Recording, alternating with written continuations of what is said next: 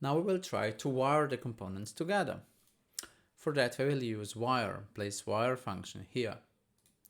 And I will connect this capacitor across these two lines, this wire, and you see that the junction is not automatically made. And if I want to do it, now I'm continuing and I made a mistake, so I will delete these wire segments segment by segment by pressing backspace. I'm deleting it back, and now I will finish here. So now I placed a junction and I will continue, and you see that a 90 degrees angle is automatically made. If I press space, this angle will move from beginning to the end of the line. If I press shift space, it will change to 45 degrees.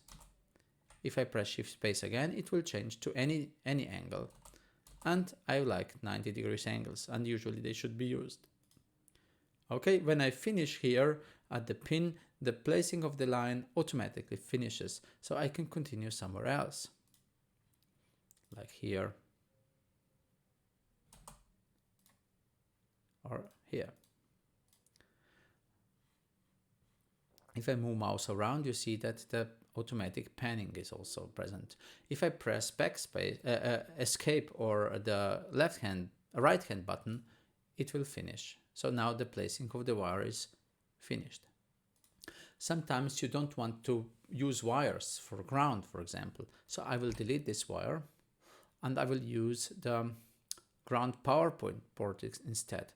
And wherever I place ground power ports, this means that these pins will be connected to ground and they will be connected together.